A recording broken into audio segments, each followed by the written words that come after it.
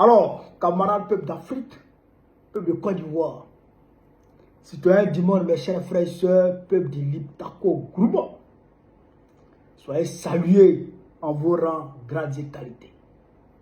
Frère, Roman, l'heure est grave. Vidéo là, partagez-la au maximum. Parce que il y a beaucoup de vérités qui seront dites. D'autres vont aimer, d'autres ne vont pas aimer. D'autres même vont m'insulter, y compris ceux de notre camp. D'autres vont m'insulter. Mais les vérités là, il faut les dire. Et on ne va pas se taire là-dessus. On doit dire. Je vais aborder deux sujets. Le premier sujet concernera, n'est-ce pas, l'arrestation du pasteur David Jérémie. Le deuxième sujet sera sur les nominations au sein du PPACI, notre parti politique. Alors, camarades peu d'Afrique, commençons très rapidement par le premier sujet. Depuis le 10 août, j'ai suivi de l'arrestation du prophète jusqu'à aujourd'hui. J'ai su les événements qui tournent autour de cette arrestation-là. Ceux qui parlent, ceux qui soutiennent, ceux qui ne soutiennent pas, ceux qui l'attaquent, je suis tout. Mais je ne parle pas. Parce que je voulais voir jusqu'où l'Ivoirien pouvait aller, d'accord, dans sa soumission, dans son zombisme. Jusqu'où on pouvait aller. La Côte d'Ivoire est le seul pays de mémoire où on arrête un homme de Dieu de la trempe de David et Jérémie et puis personne parmi ses fidèles ne manifeste. Même un seul parmi ses fidèles n'est sorti dans les rues pour manifester. Il dit, ouais, on a atteint un autre niveau en Côte d'Ivoire. Aujourd'hui, il faut le dire, une partie du peuple ivoirien est devenue comme une pièce, d'accord, remplie de casseroles, de vieilles casseroles. Et dès qu'on jette un objet là-dedans, après, c'est fini. Rien, aucune réaction. Tu jettes, tu prends caillou, tu jettes dans la pièce nette, les vieilles casseroles là. C'est comme ça une partie du peuple de Côte d'Ivoire est devenue. C'est-à-dire que du bruit dans le vide. Du bruit dans le vide. Mais, quand on parle de cette partie du peuple de Côte d'Ivoire, il faut donner l'identité de ceux qui abrutissent. C'est des franges de la population ivoirienne. Il faut identifier ceux qui abrutissent. C'est des franges du peuple de Côte d'Ivoire. En réalité, c'est les mêmes pasteurs, les mêmes imams qui abrutissent une frange de la population ivoirienne. Comment? Toi, tu vas t'asseoir à l'église pour dire non, Dieu va faire cela, Dieu va régler leur compte. Regardez seulement, soyez patients. Dieu va régler leur compte. C'est Dieu seul qui peut régler leur compte. C'est Dieu seul qui peut faire. Et puis, les fidèles disent Amen, Amen, Amen, Amen. Les imams disent intoléralement. Laissons à Dieu. C'est Dieu qui peut gérer. C'est Dieu qui s'occupe d'eux. C'est Dieu qui va s'occuper d'eux. Voilà le poison d'une frange de la population ivoirienne. Bon, aujourd'hui, Pasteur Jérémie, je te soutiens de toutes mes forces. Tu as toute ma solidarité. Mais il faut qu'on se dise la vérité. Vous allez vous passer tout votre temps à abrutir vos fidèles en leur disant que c'est Dieu qui va descendre pour venir faire. Bon, voilà maintenant, Dieu est venu toi voilà maintenant, ils sont venus toi te prendre pour te mettre en prison. Ils t'ont torturé. Et ils t'ont mis en prison. Au lieu que tes fidèles se mobilisent pour faire du bruit, pour faire du vacarme, pour faire du tapage, afin qu'on te libère, comme tu leur as dit, c'est Dieu qui va faire. Alors tes fidèles, ils se réunissent dans l'église et ils prient pour que Dieu te fasse libérer. Pour que Dieu te protège et que Dieu te fasse libérer. Sinon, eux, ils ne peuvent rien. C'est Dieu qui peut tout. Donc, voilà, maintenant, ils sont là. Toi, tu es là. Vous connaissez ces deux messieurs-là? Malcolm X, Martin Luther King. Malcolm X était imam. Parce qu'il était dans le groupe, dans le mouvement de Ali Mohammed, Nation of Islam. Il était dans ce mouvement-là. Il était un haut cadre de ce mouvement. Il faisait prier les fidèles. Il est même parti à la Mecque. Et c'est le papa de Tariq Ramadan qui était son guide à la Mecque, qu'il a reçu à la Mecque. Malcolm X. Martin Luther King. On l'appelait pasteur Martin Luther King. Il a été pasteur à 25 ans en 1955. L'église baptiste d'Atlanta. Il était pasteur là-bas avec son papa. Et son papa l'a laissé, il est devenu pasteur. Quand Rosa Parks a refusé de céder la place dans le bus à la femme blanche, elle a refusé de se lever pour céder la place aux blancs dans le bus. C'est-à-dire que la ségrégation était institutionnalisée. C'était des lois qui étaient votées dans beaucoup d'États américains. Et que dans ces États-là, quand blanc rentre dans le bus et qu'il n'y a pas de place, toi le noir, tu dois te lever, tu vas au fond et tu laisses la place aux blancs. Vous comprenez? Quand Rosa Parks a refusé et que Rosa Parks a été arrêté, c'est Martin Luther King avec son mouvement américain des droits civiques. C'est lui, Martin Luther King, qui a mobilisé ses camarades. Et ils ont boycotté les bus aux États-Unis. Vous comprenez ça? Ils ont boycotté les bus. Ils ont boycotté les transports. Ils ont organisé des grosses manifestations. La plus grosse manifestation jamais enregistrée aux États-Unis d'Amérique, c'est la manifestation de Martin Luther King avec près de 300 000 personnes. Martin Luther King, il n'avait que 25 ans, 30 ans. Il est mort à 39 ans. Il était pasteur. Et il n'était pas le seul pasteur dans le mouvement. Il y avait plusieurs pasteurs qui étaient dans le mouvement, qui luttaient. C'était une lutte politique. Bon, c'est vrai que lutte pacifique, mais après, vers la fin de sa vie, d'accord, il est devenu radical. Il a commencé à s'attaquer véritablement à l'impérialisme. Sinon, il luttait simplement pacifiquement pour les droits civiques. De l'autre côté, Malcolm X, lui, il luttait. C'est les Malcolm X là qui ont dégagé l'idée des Black Panthers, c'est-à-dire de se défendre, de créer une armée aux États-Unis d'Amérique pour se dresser contre le Ku Klux Klan, contre les racistes décomplexés, les officiers racistes décomplexés qui tiraient sur les Noirs quand on les voit dans la rue. C'est-à-dire qu'on te tire dessus parce que tu es noir. Et ça n'a pas qui part. Malcolm X étant imam, Martin Luther King étant pasteur, se sont dressés contre ça. Mais aujourd'hui, vous voyez votre peuple, il est en train de souffrir. Il meurt de faim. Abidjan est la ville la plus chère au monde. Vous voyez, on casse les maisons des gens.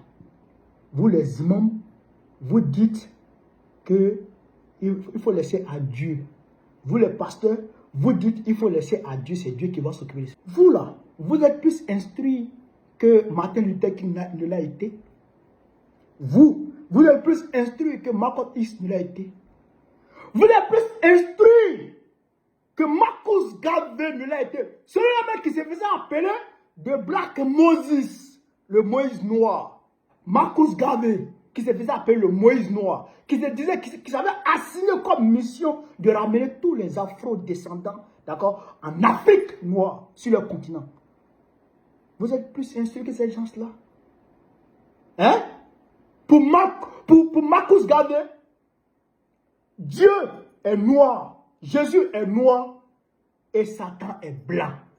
Pour Marcus Garvey. Et même pour moi, Dieu ne peut pas être blanc. Parce que Dieu ne peut pas être cruel contre sa propre image. Parce qu'on dit que Dieu a créé l'homme à son image. Dieu ne peut pas être cruel contre sa propre image. C'est Satan qui peut être cruel contre l'image de Dieu. C'est ça qui est la vérité. C'est la philosophie Rasta qui a été reprise aussi par Bob Marley. Dieu, Jésus est noir, Satan est blanc. Et nous le disons, Allah est noir, Satan est blanc. C'est ça qui est la vérité. Mais si vous restez dans vos églises et vos mosquées, en train d'abrutir le peuple, en train d'endormir le peuple, vous injectez vos doses, c'est-à-dire d'opium, de drogue, dans le cerveau du peuple pour l'endormir. Mais ne vous étonnez pas qu'il soit passif, qu'il soit indifférent et qu'il s'engouffre dans des prières qui ne vont aboutir à rien lorsqu'on vous arrête. Lorsqu'on vous arrête. Comme moi, j'ai été arrêté à Paris. Le peuple est sorti et c'est parce que le peuple est sorti que je n'ai pas été envoyé à Abidjan. Je remercie mes avocats, je remercie toutes les autorités qui m'ont aidé, mais si ce n'était pas le peuple, voilà, et puis les Bogoulés n'allaient plus parler. C'est parce que le peuple africain s'est mobilisé que je suis sorti. Quand Babou était arrêté, il était envoyé à eux. C'est parce que le peuple s'est mobilisé qu'il est sorti. Sinon, on allait l'oublier. Vous comprenez? Arrêtez d'abrutir le peuple. Arrêtez de dire c'est Dieu qui va faire. Ce n'est pas Dieu qui va faire. C'est le peuple lui-même qui va se lever et Dieu va l'aider. C'est le peuple lui-même qui va se lever et Dieu va l'accompagner. Arrêtez ça. Donc là, je voudrais apporter toute ma compassion envers le prophète. Moi, je te soutiens. Moi, je t'apprécie beaucoup. Et je souhaite que tu sois libéré. Mais le pays de Côte d'Ivoire, c'est compliqué. Et ça, actuellement, il faudrait rééduquer le peuple. Parce que comme Marcus Garvey le disait, les premiers esclaves, les premiers ex-esclaves africains qu'ils ont récupérés avaient même du mal à se brosser. Ils ne savaient même pas se brosser. Il fallait leur apprendre à se brosser, leur apprendre à lire, leur apprendre la vraie version de la Bible, la vraie version des livres saints, et puis leur apprendre à devenir des hommes, à se considérer comme des êtres humains. Et donc, je pense que cette rééducation s'impose en Côte d'Ivoire. Il faut rééduquer le peuple de Côte d'Ivoire, qui a été endoctriné, qui a été pour la plupart abruti. Excusez-moi, hein, je parle cash pour qu'on puisse se comprendre. Qui a été abruti. Et cette rééducation incombe aujourd'hui au leader du PPACI. Je dis PPACI parce que il n'y a pas d'autres leaders en Côte d'Ivoire qui peuvent gérer ça. Il faut le dire, il ne faut pas se cacher. La société ivoirienne est politisée. Deux pôles, les dictateurs, les France-Africains, les suppôts, d'accord, de l'impérialisme et les souverainistes, les nationalistes et les panafricanistes, c'est-à-dire Ouattara et Gbagbo. Il y a deux, il n'y a pas trois. Ceux qui se mettent au milieu pour dire on n'est ni avec l'autre, ni avec celui-là, sont avec Draman, sont avec les dictateurs, c'est-à-dire la France-Afrique. Donc aujourd'hui, moi je parle du PPACI. Le président Laurent Gbagbo a fait ses nominations. Il a nommé 5 présidents délégués qui pour moi représentent les 5 membres permanents du Conseil de sécurité des Nations Unies. Ce sont eux qui ont la lourde charge de rééduquer le peuple de Côte d'Ivoire, lui redonner confiance et le mettre en ordre de bataille contre la dictature, contre la France-Afrique. Il s'agit du camarade président délégué Assoa Adou, du camarade président délégué Iba Oulaï, du camarade président délégué Emmanuel Aka, du camarade président délégué Katinan Kone et du camarade président délégué Dano Djidje.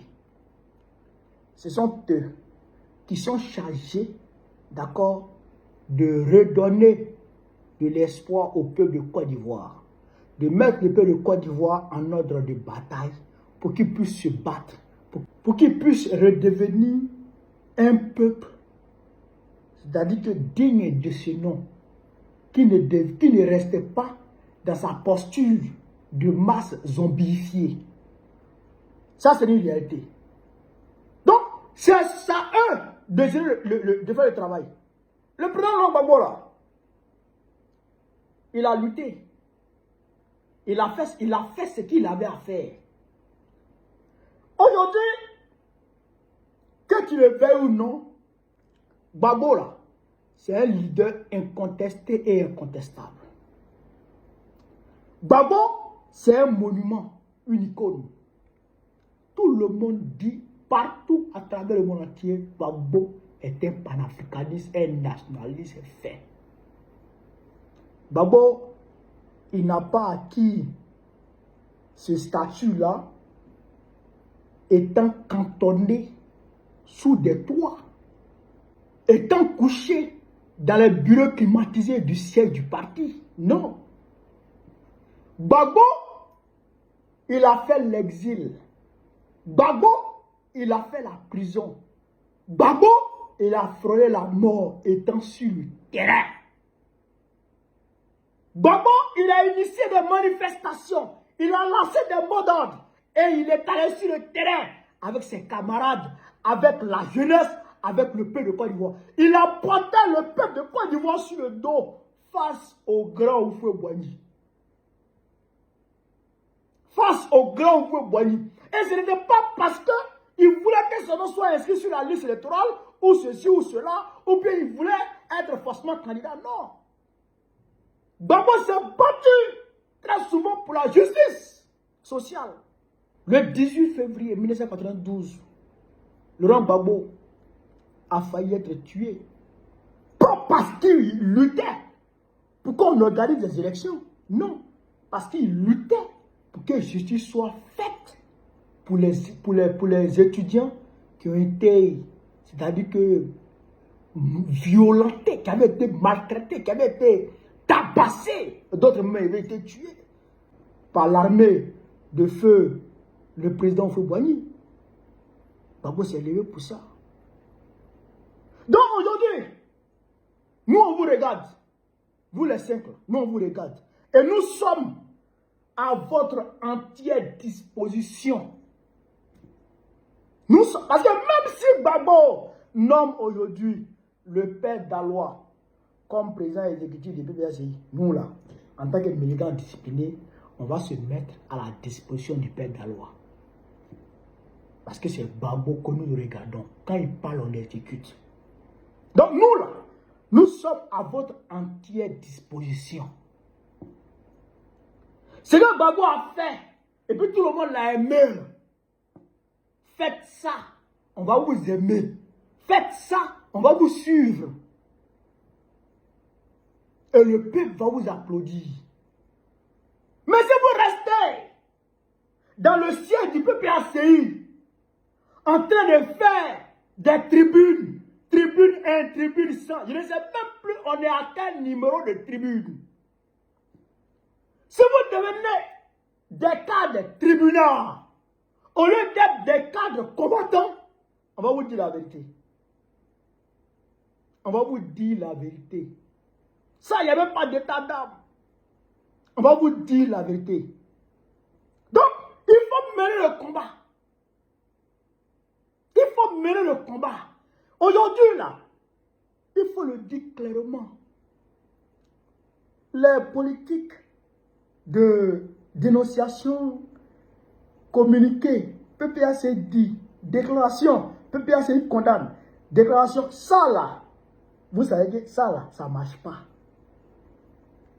Ça là, c'est zéro. Qui aujourd'hui, en Côte d'Ivoire, ne sait pas que Ouattara est un criminel? Même pas en Côte d'Ivoire. Qui aujourd'hui dans le monde ne sait pas que Ouattara est un terroriste? Qui ne sait pas ça? Qui ne sait pas ça? Donc, économiser, c'est-à-dire que votre histoire de tribune, économiser c'est un peu quoi? Moi, j'aimerais vous voir, c'est-à-dire que dans des meetings, même si ce n'est pas de grands meetings, les petits meetings, vous partez saluer par exemple une fédération, vous partez visiter peut-être une fédération et vous donnez un discours là-bas. Vous partez visiter une fédération, vous donnez un discours là-bas. Mais le discours de tribune là, ça nous fatigue. Tribune là, faites une fois, tu es dans le mois, ou bien même là, tu es chaque 3 mois, faites une fois. Ça nous saoule, votre affaire de tribune là. Ça nous saoule. Soyez sur le terrain. Le militantisme ne se cantonne pas sous un toit. Le militantisme ne se cantonne pas sous un toit. Il se mène dans les rues. Il se mène sur le terrain. Nous voulons vous voir sur le terrain. Laurent Gbagbo était sur le terrain. On était petit. Mais on voyait Laurent Gbagbo partout dans la Côte d'Ivoire. Même dans mon village, c'est là. Laurent Gbagbo est parti là-bas. Même à Cali, on dit il est rentré là-bas. On veut vous voir là-bas. On veut vous voir sur le terrain. Vos histoires de tribunes là, ça nous saoule. Moi, je vous dis ça. Donc, si ça ne marche pas, si les Ivoiriens ne sont pas rééduqués pour les mettre en ordre de bataille, pour les mettre sur le terrain, si vous ne trouvez pas ces moyens-là, c'est que vous aurez échoué. Et on ne va pas se taire. Si vous voulez, nommez-nous. Si vous ne voulez pas, ne nous nommez pas. Nous, on mène le combat. On mène le combat. Peut-être que d'aucuns diraient, mais quand tu es au Burkina Faso, il faut rentrer. Personne ne peut me dire ça. C'est pas moi, pas moi qui m'a dit ça. C'est parce que je me suis battu sur le terrain, à Paris là-bas, que Macron et Ouattara ont tenté de me tuer, que je me suis retrouvé ici. Et en Côte d'Ivoire, ceux qui se sont battus sur le terrain, on sait où ils sont. En Côte d'Ivoire, ceux qui sont battus sur le terrain, on sait où ils sont. Voilà. Donc, quelqu'un pas me dire ça.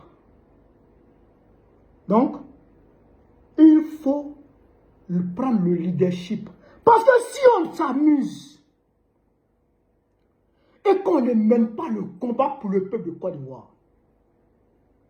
un jeune va quitter quelque part pour venir ramasser le leadership et le peuple va le suivre. Le peuple sera caduc. On ne va pas aller quelque part. Parce qu'aujourd'hui, tout le monde sait, tout le monde voit la réalité. Tout le monde sait que Laurent Gbagbo est en train de se retirer petit à petit. Tout le monde voit. Donc, aujourd'hui, on vous regarde qui peut prendre la place de Laurent Gbagbo. Qui peut mener la lutte contre Laurent Gbagbo. C'est ça, nous, on regarde. C'est ça, le peuple regarde. Mais s'il n'y a personne au PPACI pour sortir de l'eau, pour mener le combat comme Laurent Gbagbo le faisait, mais un jeune va quitter quelque part, un jeune leader va quitter quelque part, et il va prendre le leadership, et les gens vont le suivre. Et 2030 que vous guettez là, Vous n'allez pas piquer devant ces jeunes. On est à l'aide des réseaux sociaux. Rappelez-vous comment Jordan Bardella a renversé les choses en France. Avec TikTok, il a renversé le cours de la politique française. En moins de 2 ans. Avec TikTok. Donc, si on ne savait pas, vous l'avez vu, comment on appelle ça, en Roumanie, ce qui s'est passé. Vous avez vu, avec TikTok seulement, en quelques mois, le gars il a renversé la tendance. Donc, il faut mener le combat. Il faut mener le combat. Il faut rééduquer le peuple. Il faut redonner de l'espoir au peuple. Et il faut mettre le peuple en ordre de bataille pour qu'il vous suive. Nous sommes là. On est à votre entière disposition. Et on est prêt à mener le combat. On est prêt à prendre la diaspora là. On est prêt à bouger. On est prêt à faire bouger la diaspora comme on le faisait. Comme on sait le faire. Conformément à la ligne du parti. On sera à votre entière disposition. Mais menez le combat. C'est ça qui est la vérité. Camarades, voilà ce que je voulais vous dire. Je l'ai dit à la table de la vidéo. Ça va pas plaire à beaucoup de personnes. Beaucoup vont m'insulter. Beaucoup vont approuver. Mais c'est le combat. À l'heure où on est arrivé là. Il y a des choses qu'on ne peut plus garder. Il faut se faire sortir pour que les choses bougent. Voilà ce que je voulais vous dire. Sur ce, vive l'Afrique libre. Vive le panafricanisme. Vive le peuple panafricain. Vive l'AES. Bago présente très prochainement. Inch'Allah. On est ensemble.